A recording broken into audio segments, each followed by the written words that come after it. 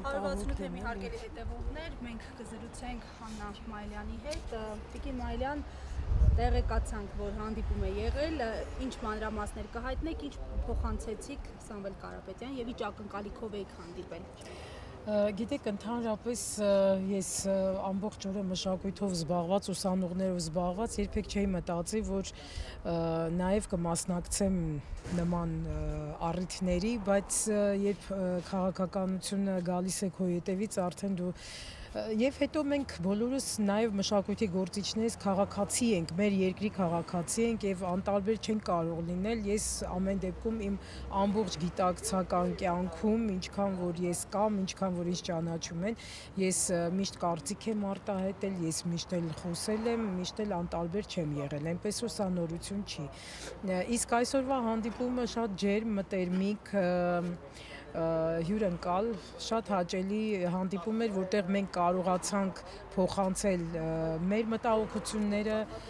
պարոն Կարապետյանը նաև ներկայացրեց որոշ կարևոր հարցեր, որոնք նաև մեզ համար են կարևոր, այսինքն դա դեմոգրաֆիկ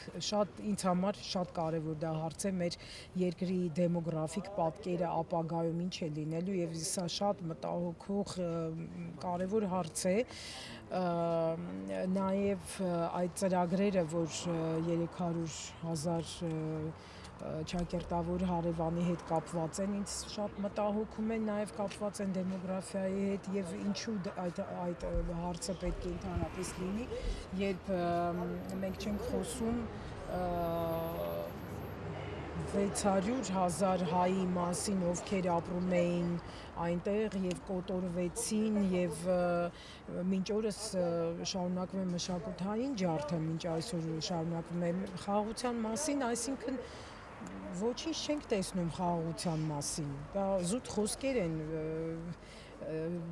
չգիտեմ, պատմականորեն մենք պետք է միշտ զգոն լինենք նման հարևանների հետ, որտեղ նման հարևաններից մենք երբեք խաղաղություն չենք սպասել, երբեք։ Այնպես որ սա շատ կարևոր է, նաև խոսեցինք մշակութային հարցերից,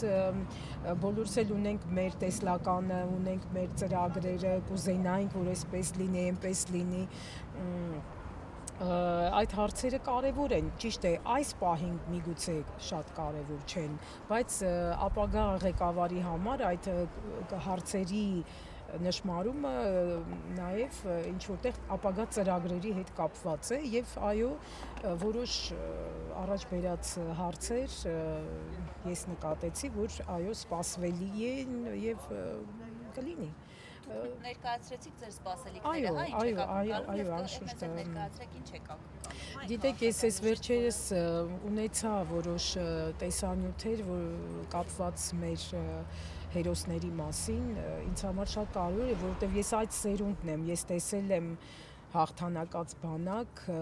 եւ ես խոնարհվում եմ մեր բոլոր զինվորների, ովքեր մեր հայ մարդու արչեւ, ովքեր անցել են պատերազմ, ովքեր չեն զոհվել եւ փառք նաեւ զոհվածներին եւ դա մեր ժողովրդի հերոսական կյանքն է, դա մեր հայրենիքի համար է, այդտեղ ուրիշ հարց ուղղակի լինել չի կարող։ Ես դրա մասին խոսեցի, որ մեր հայ մարդը ով անցել է այդ ճանապարհը պետք է գնահատված լինի, անպայման միշտ պետք է գնահատված լինի եւ նաեւ խոսեցի, որ ցանկալի է որ ապագայում, եթե դա հնարավոր է, Գյումրի քաղաքում լինի օպերային թատրոն, ինչու ոչ, եւ նաեւ ինձ համար ամենակարևոր հարցը երրորդը չնայած էլի կա, բայց երրորդ հարցը որ անպայման լինի Հայաստանը շատ գրավիչ տուրիստական առումով ֆեստիվալներ լինեն Հայաստանում, համաշխարհային ֆեստիվալներ, որոնք գրավիչ կլինեն, քանի որ ես բազմիցս մասնակցել եմ նման փառատոններին, աշխարհի երաժշտության փառատոններին, եւ մենք որպես առաջին հոգեվոր պետություն մենք կարող ենք ունենալ հիասքանչ փառատոններ, որոնք ունենան ներդրումներ, գրավիչ երկիր կլինենք մշակութային առումով, որովհետև մենք հենց դա ունենք ամենակարևորը։ Տիկին Մայլյան մի հարց էլ շատ են ասում, որ մտավորականները լուր են այսօր հասական պահին, շատ չեն ձայն բարձրացնում, դուք ինչ կարծիք ունեք։ Այո, իհարկե չեն բարձրացնում, որտեղ ընդհանուր վախի մթնոլորտը մեզ շատ է խանգարում։ Ես երբեք նախկինում չեմ ունեցել խոսքի խնդիր, երբեք չեմ ունեցել։ Ես միշտ խոսել եմ։ Միշտ եթերներում, լրագրողների համար միշտ իմ մտահոգությունները ազատ կերպով կարողացել եմ ասել եւ երբեք չեմ ունեցել հակադիր ինչ որ վատ վերաբերմունք չեմ ունեցել երբևիցե։ Իսկ հիմա երբ դու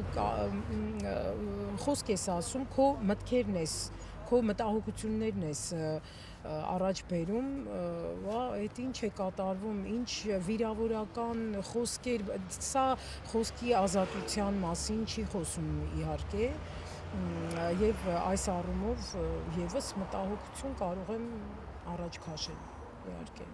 Շնորհակալություն։ Գիտենք որ շտապում եք, էլի հարցեր կան իհարկե։ Շատ շնորհակալություն, էլի բլբլացի ահագին։